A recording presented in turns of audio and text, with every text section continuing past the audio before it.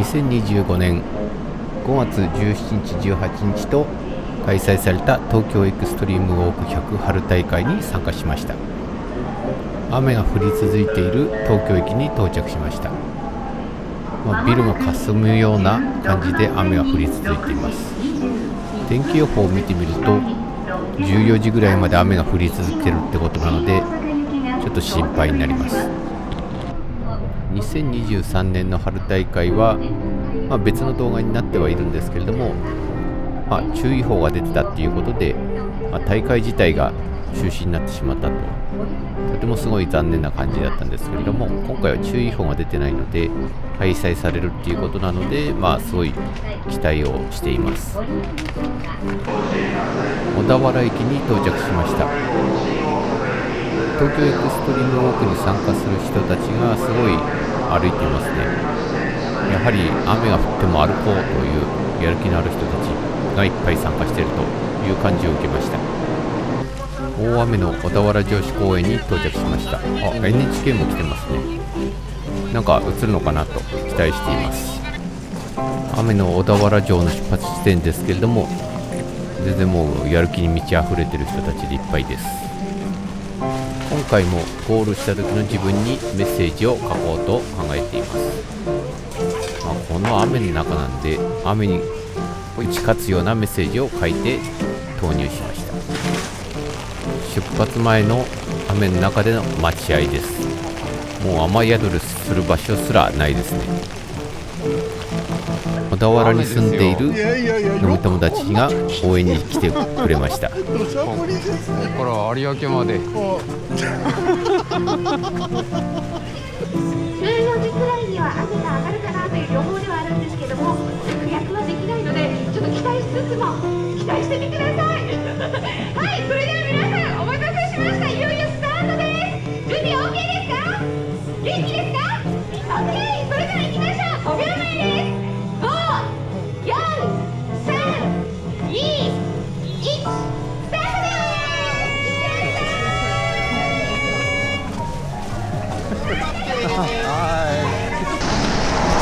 雨の中の海岸沿いは風と雨が強いですね。傘さしてもほとんどびしょびしょになります。約2ヶ月前の50キロウォーキングの時も雨だったので、その時に、防水仕様のアウターを着たら、ペースを落とさずに進めたので、今回もその装備で歩いています。第1チェックポイントの近くにやってきました。すごい雨がさらに激しくなって21キロ地点のチェックポイント1、平塚湘南海岸公園に到着しました。ここではアンパンと、水をもらったんですけれども、座るとこがないので立って食べながら休憩をしています。雨の中準備をして出発しています。今回はカッパではなく防水で透湿性がある、アウターを着て、雨対策をして進んでいきます。このアウターがいいところはあれですね、ベントがついてて、暑い時はちょっとそこから空気を逃がすとか、そういうことができるのがとてもいいです。ではチェックポイント2に向かいます。もう地面がびちょびちょですね。雨もひどくて、ただここの公園には結構こんな雨なのに、車を止められる方がいっぱいいるみたいですね。ちょっと相模川を渡ります。相模川を越えると今度は海岸線ですね。砂浜エリアを歩くような感じになります。砂浜エリアに入ってきました。すごい雨だけあって海がしけてますね。ただこの波が高いのを利用してサーフィンをやられている方がいっぱいいます。すごいですね。茅ヶ崎シーが見えてきました。いつもはここを通るときは、記念撮影をする人が多くて全然写真を撮ることはできないですけど、今日はもうガラガラですね。もう撮り放題です。いよいよチェックポイント2のところに近づいてきました。 33km 地点チェックポイント2、神奈川県立湘南海岸公園の水の広場に到着しました。でももう出発です。実際はいっぱい休憩したんですけれども、カメラがちょっと調子が悪くなってもうブチブチ録画が止まってたんですよね。なんで、シーンとしてはこのぐらいしか撮っていません。また海岸沿いに戻ってきました。すごい風です。もう飛ばされそうになりながら進んでいます。江ノ電が路面電車になる境目の踏切に来ました。今日はちょっと江ノ電を見ることができませんでしたね。ちょうど踏切も閉まるという状態でなかったので、ちょっと残念な気分で雨の中進んでいきます。50キロを超えてだんだん夕方になってきました。チェックポイント3の近くなんですけれども、54キロを過ぎていて足取りが重くなってきています。54km 地点のチェックポイント3、横浜市児童遊園地に到着しました。やっと雨が止んだんで座って休憩できるので、いろいろもらって休憩をすることにしました。いよいよ景色のいい山下林港プラムナードに到着しました。晴れたこともあって夜景が素晴らしいですね。ちょっと感動しています。ただ足の裏はなんかもよもよしてるんですよね。ちょっとなんか気になります。67km 地点チェックポイント4、ポートサイド公園に到着しました。ここで気になっていた靴下を交換することにしました。靴下を見てびっくりしました。なんと風呂を上がった時になんかよく長く風呂入りすぎて真っ白になった足の裏とか皮とかあると思うんですけど、あれが足全体にあるというような状態で、今までの中で一番ひどい状態の足の裏になっていました。多分無理やりひっぺがすと剥がれちゃうんじゃないかというような足のひどさでした。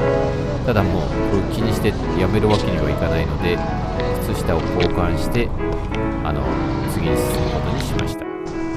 黙々と歩いて次の日になりました。いよいよチェックポイント5ですね。そこの近くにやってきました。真っ暗な深夜の公園を通っていくんですけれども、東京エクストリームウォークの、マスコットですね。あれがちょっとあることには癒されます。チェックポイント5、86km 地点の鈴ヶ森道路児童遊園に到着しました。いろいろもらってラストの休憩に入ります。はーい。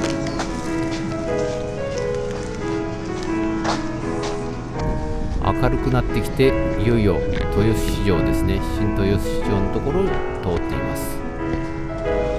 いよいよゴールが見えてきました。ラストスパートで進んでいきます。お疲れ様です。頑張りました。100キロ完歩おめでとうございます。ありがとうございます。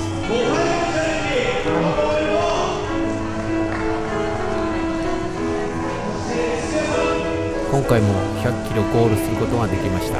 完歩証とT シャツをもらうことができました。預けていた荷物を取ってきて疲れ果てて座り込んでしまいました。足の裏がかなりきついんですよね。ここでちょっと恐る恐る足の裏を見たりとかして休憩をしているような感じです。今回は雨でしたが警報が出ていなかったので大会は中止にならずに雨天決行となりました。最初小田原に向かっている時は雨の中を歩くってことはあんまりしたことがないんで、これはちょっと楽しみだなと思いながら、参加してスタートしました。スタートしてしばらくすると晴れてる日だったらだいぶ最近歩いてたんで良かったんですけれども、ちょっと足の裏が違和感が生じ始めました。どんな生じ始めたっていうと、あれですね、ちょっと豆ができたのか、なんか皮がずれたのか、ちょっとなんか足の裏が踏んでもふにふにするような感じだったので、ちょっと怖い感じになっていました。チェックポイント2のところではまだ雨が降ってたんで座って中身を見ることができなかったんですけれども、チェックポイント3のところになっていよいよ晴れてきてこれから雨降らないなっていう感じだったんで、靴下を脱いで、足の裏を見てみました。最初見た時はもう真っ白で、なんだこの足っていうような究極な足の裏だったんですけれども、よく見てみると、長いことお風呂に入った時に発生するような足の裏が真っ白になるというような状態になっていました。でも最初見た時はもう史上最悪の足の裏のような状態でした。まあ結局足の裏乾くことはなかったんですけれども、まあ大きな豆もできず、なんとか 100km 歩きることができました。今回は5月の末に 100km を東京エクストリームウォーク100で歩いたんですけれども、6月の末にもちょっと違う主催の、100キロウォーキングですね。東京湾をぐるっと回るような、木更津から川崎まで歩くような100キロウォーキングっていうのをインターネットで見つけたので、そちらもチャレンジしようとしています。またなんかいい動画とか撮れましたら、ぜひ見ていただければと思います。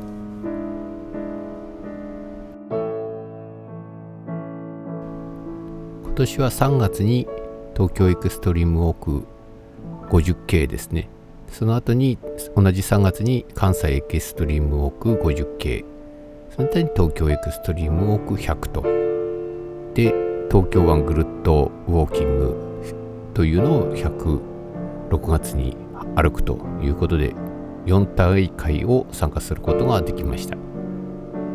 またいろいろと大会があったらチャレンジしたいと思います。